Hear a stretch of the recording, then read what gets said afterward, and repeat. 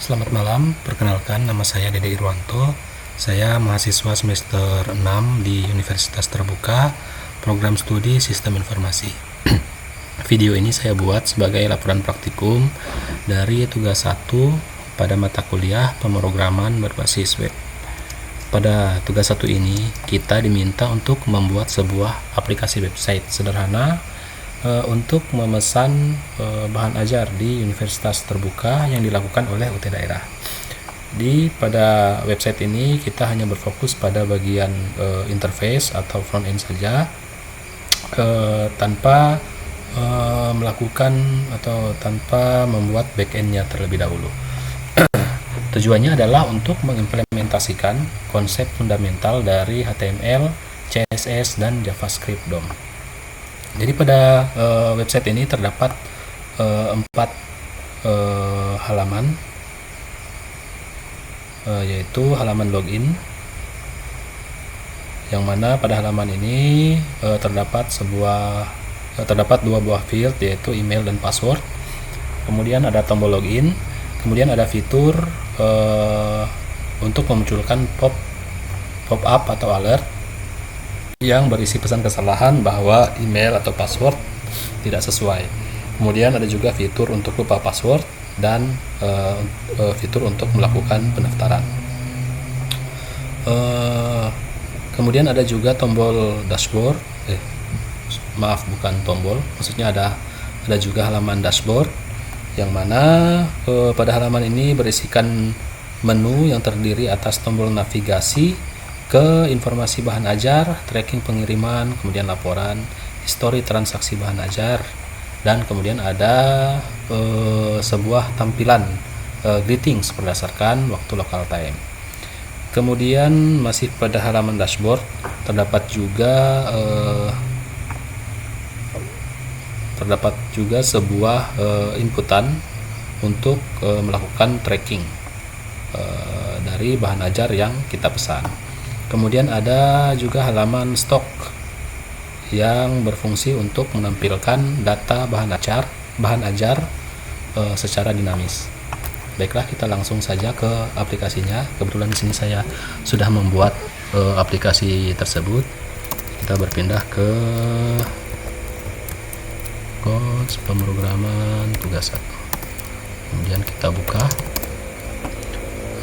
Di sini saya menggunakan text editor VS Code. Ya, kita jalankan web servernya. Ya, jadi ini adalah tampilan awal dari aplikasi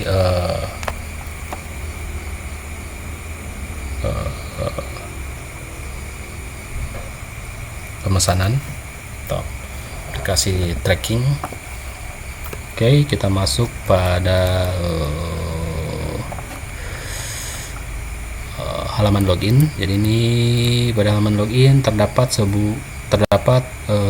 inputan atau text field email dan password ini dengan tombol login.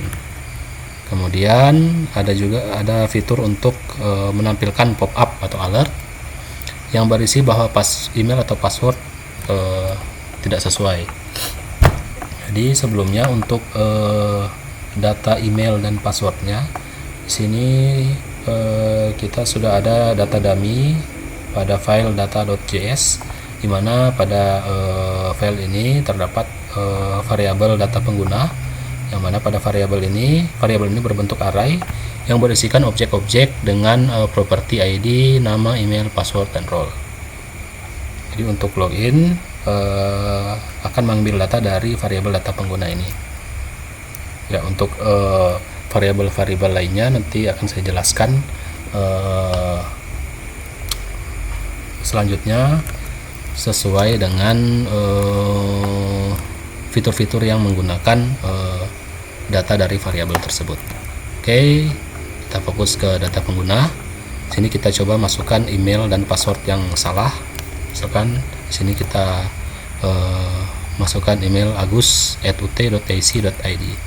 Kemudian kita masukkan password agus123. Sini kita coba dengan password yang salah, agus12 misalkan. Ya, kita coba login. sini muncul alert atau notifikasi bahwa email atau password tidak sesuai. Oke. Kemudian kita kembali lagi ke petunjuknya.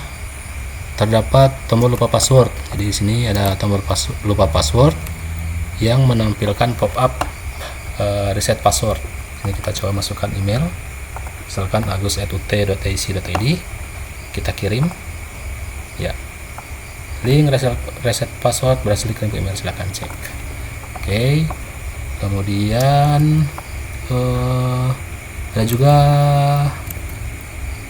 daftar, fitur untuk melakukan pendaftaran. Di sini klik daftar, kita lakukan registrasi, misalkan ini email password 123 Oke, registrasi berhasil. Oke, untuk halaman login seperti itu. Kemudian kita coba sekarang dengan memasukkan email dan password yang sesuai. Agus 123. Oke, baiklah. Saya akan mencoba menjelaskan proses login ini. Di sini karena kita belum memiliki backend, jadi kita belum menggunakan database atau kita tidak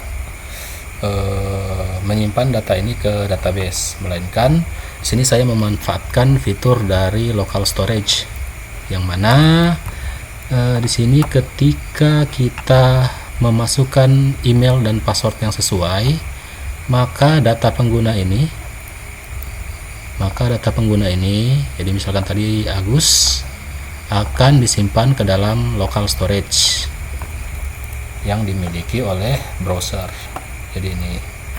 Jadi kita bisa mengakses local storage dari browser dengan menekan F12.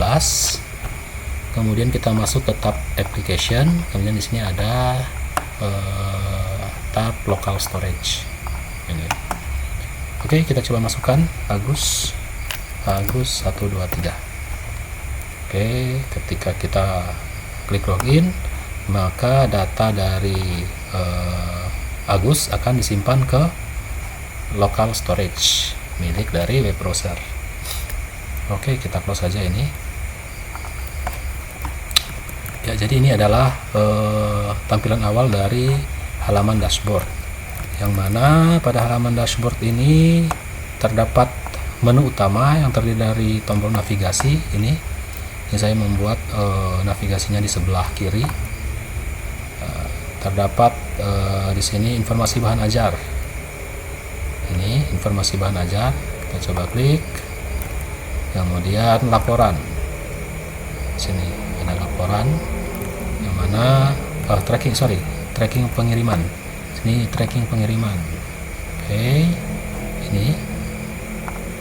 Kemudian ada laporan, yang mana pada laporan terdiri dari dua submenu, yaitu monitoring progres DO bahan ajar dan rekap bahan ajar. Ini untuk laporan terdapat dua submenu, monitoring progres DO bahan ajar dan rekap bahan ajar, dan yang terakhir menu untuk histori transaksi bahan ajar. Ini. Kemudian di sini ada tampilkan greetings. Jadi di sini greetings berdasarkan waktu local time. Jadi di sini untuk greetingsnya saya taruh di bagian header sini, selamat malam Agus, sesuai dengan waktu local time pagi, siang, dan sore. Ya, ini karena saya membuat video ini pada malam hari, sehingga di sini ditampilkan selamat malam. Sekarang kita coba ganti waktu di laptop saya.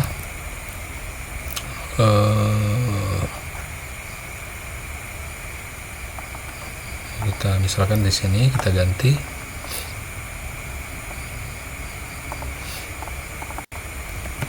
setting, kemudian kita cari time. Oke, kita coba ganti dengan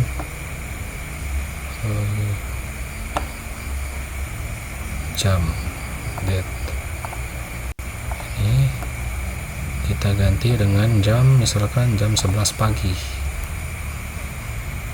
Oke, kita refresh. Nah, sini muncul selamat siang. Ini kita ganti dengan siang, atau kemudian kita coba ganti dengan sore, misalkan pukul 3:27. Ya, kita refresh, ya otomatis dia ini PM, ini sore. Ya, muncul selamat sore Agus Pranoto. Oke, kita kembalikan ke waktu yang sebenarnya, otomatis saja. Kita refresh lagi, selamat malam. Oke, kemudian menu dashboard untuk melakukan tracking bahan ajar. Iya, untuk data tracking sendiri kita memiliki sebuah variabel array, yaitu ini data tracking, variabel data tracking yang memiliki properti ini nomor DO, nama, status, dan lain-lain. Kita coba masukkan nomor DO yang misalkan ini, kita copy, ya, kita masukkan, paste, kemudian kita cari. Iya, di sini muncul data nama penerima, kemudian status, dalam perjalanan, ekspedisi, tanggal kirim, minus paket, dan total. Ya, ini. Jadi ketika diklik tombol cari, maka akan muncul nama,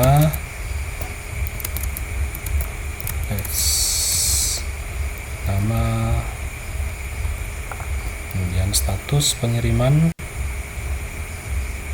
dapat disimulasikan dengan progress bar warna tabel otomatis sesuai dengan kemampuan dan kreativitas. Oke, di sini untuk statusnya, di sini saya menggunakan icon mobil dari flat icon, yang mana icon ini akan berubah sesuai dengan status dari bahan ajar, status perjalanan dari bahan ajar. Sekarang kita coba ganti nomor DO nya dengan nomor DO ini, misalkan yang statusnya adalah dikirim. Copy. Ya, ini ketika statusnya dalam perjalanan, maka akan ditampilkan ikon mobil. Kemudian ini kita coba. Ya, ini penerima Agus Pranoto, status dikirim. Di sini ditampilkan ikon yang berbeda dari tadi. Oke. Kemudian kita akan melihat detail dari proses tracking ini dengan mengklik tombol detail. Di sini kita klik.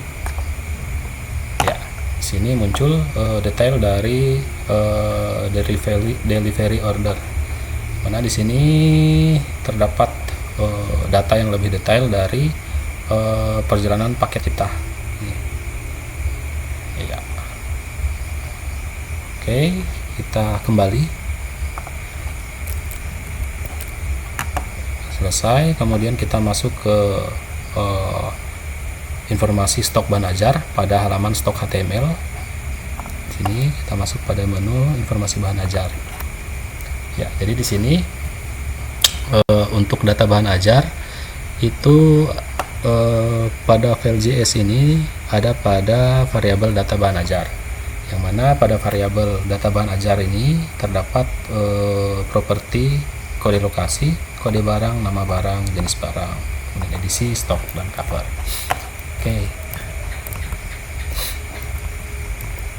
Ini menampilkan secara dinamis dari data dummy pada data JS. Variabel terdapat fitur untuk menambahkan baris stok baru. Oke, ini di sini ada 5 bahan ajar Jadi, kita coba lihat detailnya. Ini nomor 2, nomor 4 misalkan.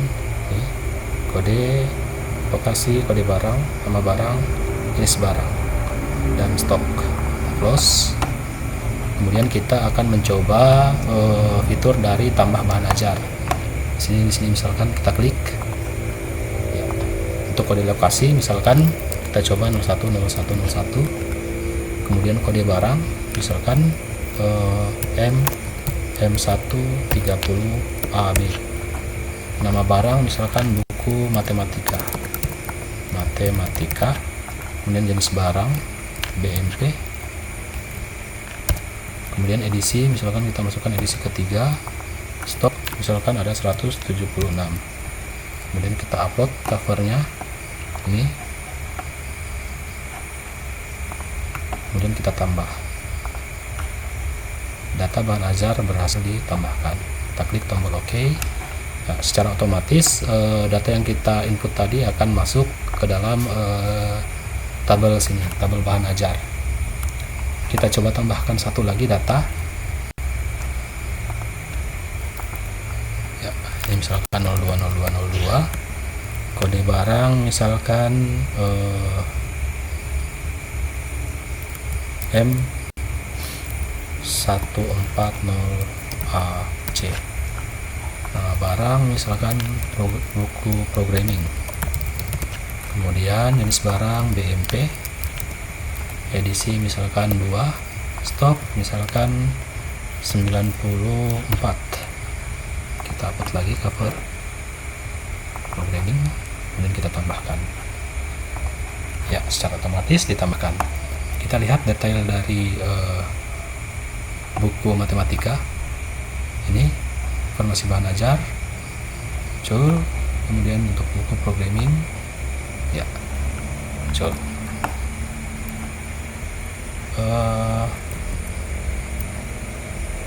Oke, seperti itu. Kemudian untuk struktur ya, jadi ini strukturnya, struktur file sini.